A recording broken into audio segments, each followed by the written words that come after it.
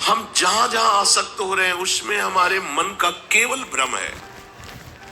शरीर के द्वारों में कहीं सुख है, घृणित द्वारों में कहीं सुख है।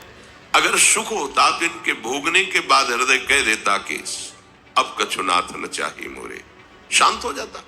फिर ऐसा क्यों होता है कि उसको एक जगह तृप्ति नहीं होती? क्योंकि वहां सुख है नहीं।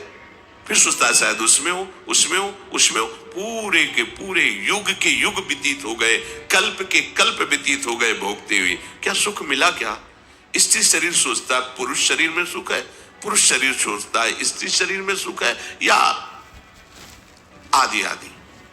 अगर सुख होता तो पूरे ब्रह्मांड में पशु पक्षी कीड़ा मकोड़ा सब मैथुन धर्म से युक्त है, ये सब सुखी हो जाते हैं ना।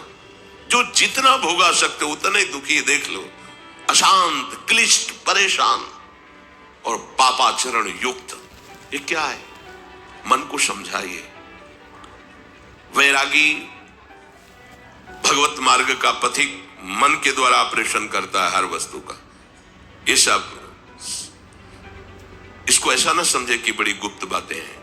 गुप्त बातें हैं प्रिया प्रीतम के दिव्य चिदानंद में रहस्य की। ये गुप्त बातें नहीं, इनको समझो खोल करके। यदि आप किसी भी तरह से हस्तमैथुन आदि के द्वारा, गंदे दृश्य देख करके, गंदी क्रियाओं के द्वारा आप अपना नाश करते रहेंगे तो ना आप इस लोक में सुखी रहेंगे ना परलोक में। मान लीजिएगा, ये बातें ना तो कही जाती है और ना सुनी जाती है और ना समझी जाती है। इसीलिए हमारा बहुत ही आगे की पीढ़ी जो सनातन धर्मावलंबी, जो भागवत, हर देश से महान भारत देश को क्यों कहा गया? ऐसा भी है कि अन्य देश स्वीकार किया जाता है कि वो हमसे धनी है, स्वीकार किया जाता है कि वैज्ञानिक तत्वों में भी वो हमसे आगे हैं, पर भारत को महान धर्मशाली देश कहा गया है। कोई भी किसी भी देश का धर्म गुरु हो हमारे देश में आएगा, हमारी ऋषियों के सूत्रों से ही अपने धर्म को पुष्ट करेगा। सब का मूल जड़ भारत धर्म का है। कहीं भी हो, कहीं भी देख लो, चाहे जिस देश का नाम लो, कहीं न कहीं किसी भारत के ब्रह्म ऋषि की छाप लेकर के डोल रहा है। भारत भोग प्रधान देश नहीं है, भारत धर्म प्रधान देश है। यहाँ धर्म गुरुओं के द्वारा धर्म स्थापना करके चलाया जाता है। यहाँ आज जो हम समझ रहे हैं कि बाहरी परिपाटी हमारे भारत में आ जाए तो भारत आधुनिक और सर्वश्रेष्ठ देश माना जाएगा, कभी नहीं। भारत अपनी परिपाटी से चलता है, तब सब देशों के ऊपर राज्य करता है। किसी भी देश में न पतिव्रता मिलेगी न यति मिलेगा, ब्रह्मचर्य का कहीं नामो निशान नहीं मिलेगा। ये भारत देश में ही मिलेगा। यहाँ ब्रह्मचारी मिलेंगे, यहाँ सती मिलेंगे, यहाँ प्राणपण से धर्म का पालन करने वाले मिलेंगे। अब हमारे जो नई पीढ़ी है वो आधुनिकता को स्वीकार कर रही।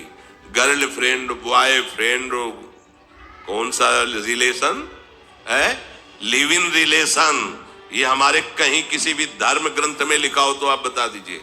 बाल्यावस्था से आज तक जितने भी धर्म ग्रंथों का स्वाध्याय हुआ, कहीं भी लिखा हो तो ये बोलो सर्वनाश का स्वरूप है कि नहीं है? अभी बच्चा ना तो लोक को जानता है, ना परलोक को जानता है, ना हित को जानता है, ना अहित को जानता है। अभी उसका ब्रह्मचर्य किसी काम लायक नहीं हुआ और वो उतर गया व्यभिचार में। क्या होगा उसका जीवन? क्या होगा जीवन? चाहे वो स्त्री स्वरूप में चाहे पुरुष स्वरूप में हो, क्या बिना संयम के ये पशुता के व्यवहार से किसी की ना लौकिक उन्नति होती है ना परमार्थिक उन्नति होती है? पर कौन सुनेगा? यही कहा जाएगा पुराने जमाने के शास्त्रों को केवल वर्णन कर रहे हैं, ये क्या जाने आधुनिक जमाने को। तो आधुनिक जमाने की दशा क्या हो रही है, आंख खोल करके देखो। कोई बात नहीं, दोस्त बनाना कोई बुरी बात नहीं, इस बात को हम मानते हैं। स्त्री शरीरधारी पुरुष शरीर को मित्र बना सकता है, कोई दोष नहीं। पुरुष शरीरधारी स्त्री को मित्र बना सकता है, कोई दोष नहीं। लेकिन मित्र का क्या कर्तव्य होता है? कुपंथ निवार सुपंथ चलावा, कुमार्ग से हटा करके सुपंथ में चलाना, उसकी समस्याओं को दूर करके उसको आनंद में से युक्त करना, उसको सहयोग करना, ना कि शोषण करना। दोस्ती कहते हैं उसके दुखों को मिटा करके उसको शांति और सुख के मार्ग में ले जाना। इसीलिए ये जो आधुनिकता बढ़ रही है, ये जो खान पान गलत हो रहा है, ये जो दर्शन गलत हो रहा है, तो इस जमाने में ब्रह्मचर्य